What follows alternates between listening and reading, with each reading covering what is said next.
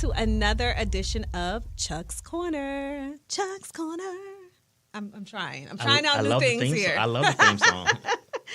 So I am here with Chuck Bishop, who is the head of Wells Fargo Diverse Segments, and we are talking all things home ownership, home buying, everything home. Welcome home. Can we say that? I like that. You Vic. like that? I do. Okay. You know what? I'm going to have to start jotting down all. She's going to become a jingle writer pretty soon. Yes. A new career starting. All right. So, there are a lot of myths floating around when it comes to buying a home. We hear it all the time. I've heard things, especially, when I was a first-time home buyer. But whether you're a first-time home buyer or you need a refresher on home buying facts and you want to get the facts, some people recommend to continue renting to save money for a down payment and wait out, the interest rates. Which I thought about doing at one point, like, can I wait till it goes down a little bit more? Should I wait till it goes down? What do you do at this point? So let's start with the elephant in the room, so to speak, and that's the myths around home buying. I've been in this business, I won't tell you how long, a long time, and the myths have been the same. And the reality is myths are perception until the truth comes out. It's like a rumor. When you find out the truth, no longer is it sexy to talk about. It kind of goes away. Mm-hmm. So the myth around home buying typically is around down payment and credit. And the meaningful way to dispel that is to understand the truth. And you only get that through education. And we talked a little bit about that in our last session, but education is absolutely critical to understanding the do's and don'ts and the reality of buying a home. The biggest myth likely is that 20% down payment myth that everybody talks about, when that absolutely is not true. You can buy homes with as little as 3% down. Let them know that again. Yeah, absolutely. You can buy a home with as little as 3% down, and in some of those programs, that 3% can be a gift. Yeah. So the myth likely started from the requirement of mortgage insurance, which is required if you put less than 20% down. And mortgage insurance is one of those things that doesn't protect you as a consumer, it protects the lender. It's when you have minimum down payment, it's an insurance program to protect against default. So that's likely where the myth got started. But again, myths are impediments to our path to home ownership. So unless you find the truth out, it will continue to be something that stops you from achieving your dream. And the key thing here is just doing your research and really seeking out the education behind home buying so that you won't get caught up in a lot of these myths. So absolutely. And there's a lot of resources out there. There are so many resources. We're going to give them some resources because you have so many to share, as you did with our last segment. Now, we're talking about credit scores now. This is a big one, all right? Do I need a perfect credit score to buy a home? And do you need more credit history? Because a lot of people kind of get that mixed up, like, oh my gosh, I have this on my credit. I'm not going to be able to even qualify for a home, but kind of talk about that credit score situation. Yeah, credit's another one of those things that typically trips up consumers with respect to the myths about what I need. It's often thought that you need perfect credit to buy a home, or even, air quotes here, good credit. But what does that really mean? What is good credit? So first, understand what your credit is.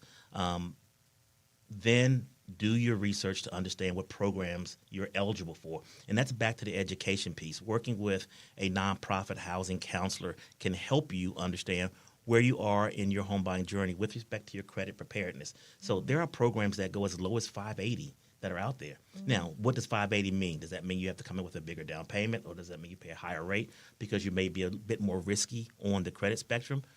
If you have a higher credit score, other programs become available to you. So there is a path to home ownership. I just tell you listeners that don't rush into it and don't think that you have to do it today. Because you have $580, you might qualify. Spend the 60, 90 days doing some work and get your credit to a 620. Another program will be available to you. More options will be available to you. And all these options will ultimately make the home more affordable. It just takes the discipline about having a plan and doing the work. And that process of being patient and waiting, what can people do within that time to prepare? Absolutely. So let me give you a couple of resources that will help you get started. HUD, which is the a federal agency for housing and urban development.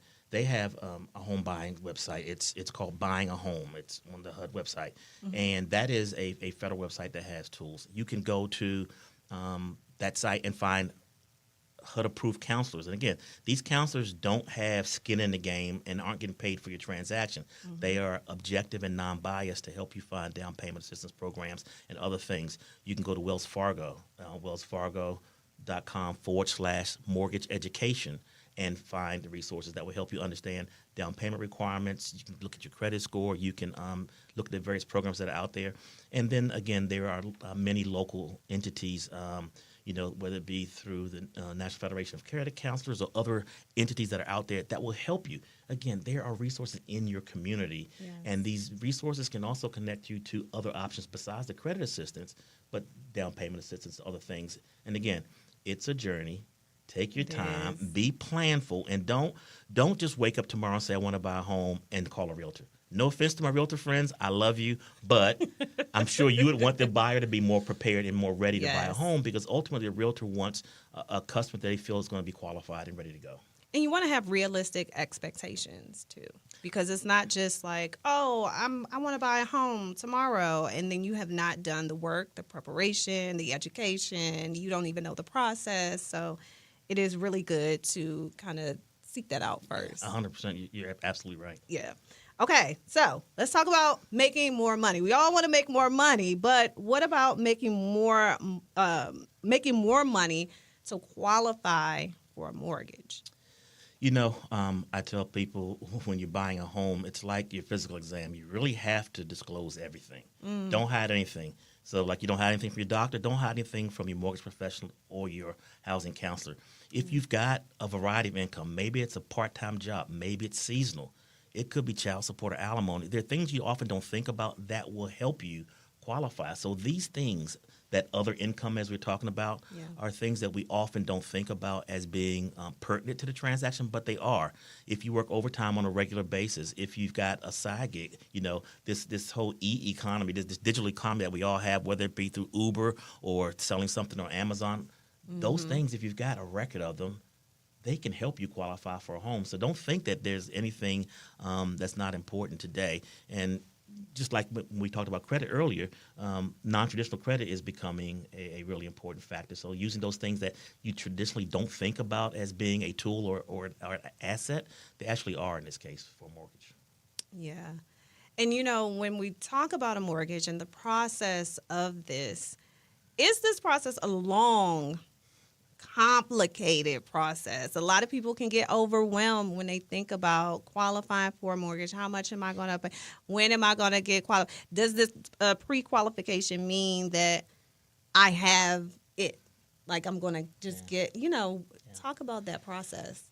The mortgage process has evolved, thankfully. It was a rather complicated process, but it is still complex. Yeah. So I don't want people to think that it's an easy process. It is complex, and I will tell you again, be patient, have a plan.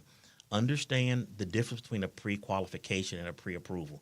A pre-qualification not mean much. That just means someone looked at your income and your assets and said, based on what I see, here's what you qualify for. A pre-approval is when we actually pull your credit also. And now we say, we've looked at your income, we've looked at your assets, we've looked at your credit, and now the only thing that's holding you back from moving into the home is let's look at the property. Let's do an appraisal and get clear title. So again, there's a difference between pre-approval and pre-qualification. But this process is a process. It is one that has several steps for compliance reasons. There are process in place to protect you as a consumer and to protect us as a lender. And you can start this early, though. Again, back to the preparation with your plan, working with the housing counselor. But understand, it's about 30 to 45 days, depending on your purchase contract. Yeah. But if you also think you spend time getting pre-approved or pre-qualified before that 35 or 40 days, we're now at a 90, 120-day period. So, we're at 4 months, and we haven't even talked about the house yet. Right. So it's not something, again, you're going to decide to do today and make happen. But be prepared for this to be 3 or 4 months long. Find your money first, though. Find your money before you find the house. I'm going to say that a million times if we talk a million times, because the customer who is pre-approved and has found their money is much more likely to win that contract because there's a shortage of housing in our country, a significant shortage, which means sellers want to make sure that the contracts they get have a legitimate chance of going through. So they don't want to take their property off the market for a contract that might not get approved at the end of the day. Yeah. So if you're pre-qualified, you stand a much better chance of getting through versus somebody who's not. Now, one of the big topics that people want to weigh in on when you are looking for a home, renting versus buying. Well, why would you want to? You should do. Let's talk about renting versus buying. Is it less expensive to rent? This is very interesting because a lot of people are like, well, I would just rather stay in an apartment and do it. But every time I think about that, I'm like, but you could be paying that same amount towards your mortgage, something that you own. But let's talk about it. Sure. So the rent versus buy concept and discussion is one that will never go away. Right. And there's no one right answer, honestly. As a lender, I would love to tell you buying makes sense for everybody, but it doesn't. Buying doesn't make sense for everybody, and it does make sense for a lot of people. So let's understand a couple things. Since 2020, we've seen rents in this country go up about 25, 26%. Okay, that's pretty significant. Yeah. And that's only in the last 4 years. We also are seeing home prices go up. Again, I said earlier there was a shortage of housing, so we've seen home prices go up. So you kind of seeing rising cost of living regardless of where you are. Here's the big difference, though. When I buy a home, I've got more stability in that price versus rent. Because when I buy a home and I get a fixed rate mortgage, my mortgage payment is not going to change. My taxes could go up some, my homeowner's insurance could go up some, but my mortgage payment will not. So you've got much more stability and predictability with that payment versus a landlord where you may have to deal with his escalating costs, his or her escalating costs, or you may have to move. Also understand there are a variety of rentals. There are multifamily apartments. I got to tell you, I was with my niece last week and took her to look at apartments here in the DMV. Yeah. One bedroom apartment, $1,900 plus $200 for amenities. So I'm thinking, you're a college graduate, your first year teaching in the school system, and you're going to look at $2,100 in rental expenses. Yeah. You know That you right can buy there. a home for $2,100, and again, that's a one bedroom apartment that she's getting. So again, it's not right for her to buy right now. You know, I'd ask people to think about a couple things. We've got institutional investors buying blocks of affordable houses today, turn them into rentals. So those properties aren't available. Maybe don't rent the sexiest apartment out there. Do something a little less expensive. That's $300 or $400 less. $400 less means $5,000 in savings at the end of year one. You've got your down payment now, or you're close to the way there. So think about what you have to have versus what you want to have. That's right. Think about what you need. And I'll share something personal with you. My mother never owned a home. I didn't grow up in a house until I bought one as a professional. There was an article that Essence picked up on my family. My mother spent almost $1 million in rent. Wow. Almost $1 million in her lifetime. We've got nothing to show for that. Our family has no legacy wealth, none. She could have bought that house, the condo she rented for the last 42 years of her life. She could have bought it for $75,000 then. So doing the math, not only does she pay $1 million in rent, she and her estate don't have probably $225,000 of equity that she should have. Now, why didn't she buy? Didn't know. I didn't know. I wasn't a seasoned professional at the time when she was looking to buy. Right. She didn't want to own. She didn't want to take care of a home. She could have bought a condo. But again, not knowing and not moving forward with those opportunities just means that there's nothing to pass to her grandchildren because it's somebody else is enjoying that. Some landlord has that $1 million of money that she spent, and their kids are enjoying it. And there are so many stories like this. And I think I shared before how my grandmother, our family home, they were renting for so long until the landlord passed. Yeah. And then the children had to make the decision like, okay, are we going to sell the house to them or not? But I didn't know all this time that they had been renting the house. And fortunately, you know, I grew up in living in apartments for most of my life, but seeing my mother go through HPAP and go through different programs to get her first house really motivated me to want to be a homeowner. So it does make a difference to actually see that process and to know a little bit like, okay, I need to own. Yeah. At least for me, that was me. So, yeah. HPAP brings back memories. When I first got in the mortgage business, the first loan I did was for the Home Purchase Assistance Program in D.C. Yeah. And that young lady was so happy because she didn't think she was going to own a home. And I think she bought me birthday cards for the next 20 years. I know. She was elated. It was amazing. It was the best feeling ever also to help her. Well, speaking of helping first-time home buyers, let's talk about the options, the grants that are in the markets now. Sure. At Wells, we do a lot to affect the housing ecosystem because the ecosystem is more than just kind of the homeowner. At the end of the day, it's a bigger process. So, for instance, we're one of the nation's largest financiers of multifamily housing. So that's providing loans to builders building apartments. So, home buying journey typically starts with successful renters. Got to have desirable, affordable housing for people to rent. So we do a huge amount of financing in that space. We also support diverse developers. One of the things we want to make sure is having affordable housing for Black and Latino buyers in Black and Latino neighborhoods. And we put $40 million of grants out there for diverse developers to do just that, develop properties in Black and Latino neighborhoods. We've put another $60 million in Worth, which is wealth opportunities restored through homeownership. That's a mouthful. That's a mouthful, but I got it down. So that $60 million really was like a neighborhood competition where municipalities competed for money that they said they needed. Some are using it for down payment assistance. Some are using it for affordable housing development. Some are using it for counseling services. So, again, neighborhoods competing and coming to Wells saying, I've got a plan to improve the opportunity for low-income and diverse customers in my communities, and here it is. And Wells has awarded them grants. And then you may have seen press releases from 2022 where we put $150 million aside for African-American customers who had sat on the sidelines during the height of the refinance boom. That's one of the things we often don't talk about in the homeownership journey is sustainability and staying in the home. Yes. As we talked earlier, that home buying search is a 90, 120-day window of getting myself ready and then getting the contract and buying a house. That's right. But that home ownership period is 30, 40, 50 years long potentially. So, sustainability means refinancing when it's right, using cash out when you need to. But so many African-American customers, for whatever reason, did not refinance when rates were really low. So we refinanced them with a special offer, driving their rates to historic lows. And we helped over 6,000 families improve their financial position. So now they have a savings that they would not have had but for that. And now we're putting money out in the Home Buyer Access Grant, $10,000 down payment assistance in 8 markets across the country. In 16 markets, we've got a closing cost assistance for $5,000 called the Dream Plan Home Closing Cost Program.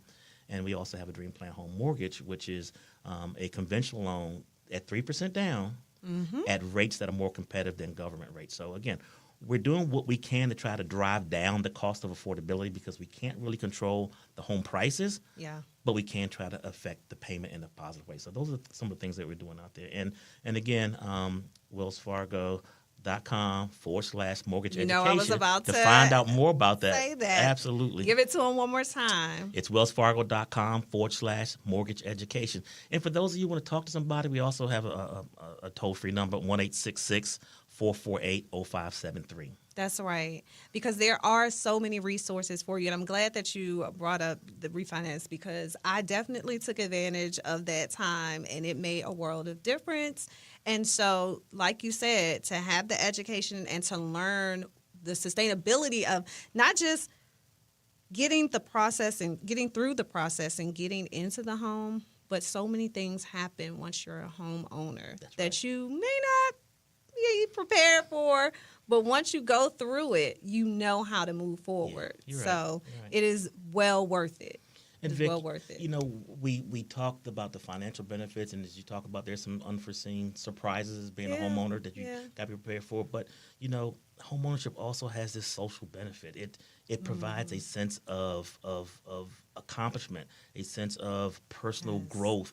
To have children grow up in their own home, paint the walls whatever color they want to, put shrubs wherever they want to, put flowers in the window because they want to. And create those family traditions as well. Absolutely. And quite honestly, there have been several studies that show that children growing up in homes of their own typically do better in school, have less childhood disease, less teen pregnancy, higher graduation rates. There are a bunch of social and household benefits from growing up in a home. So, we're here to help. We want to be part of help, but we got to start the conversation. So, for all the listeners out there who are even thinking about it, just raise your hand. Reach out to the website, call the phone number. We're here to help. And quite honestly, we don't push you into anything you're not ready for. And I would tell any consumer listening, if you're uncomfortable with it, don't move forward. Tell your professional, I don't know if I want that payment, or I'm not sure I want that. Speak that up. Yeah, absolutely. Right then and there. Because there are some people who will push you into what they think you can afford versus what you know you can afford. So let's be realistic and come to the table with realistic expectations and realistic desires. And the homeownership journey, again, complex but manageable if you have a plan. And I'm so glad that you give us that blueprint and that people can reach out, and it is a safe space to ask questions, to get the information and the resources. Chuck Bishop, we have to keep the conversation going. Okay, there are so many other things that we have to talk about when it comes to home buying and home ownership, and I can't wait to get into it. I'm looking forward to it, Vic. This is for me. It's refreshing. It's invigorating. It's what I love to do. Yeah. And hopefully this is resonating with the listeners. Of course it is. Give that website one more time. Absolutely. wellsfargo.com/mortgage education. I'm Vic Jagger. This has been another edition of Chuck's Corner.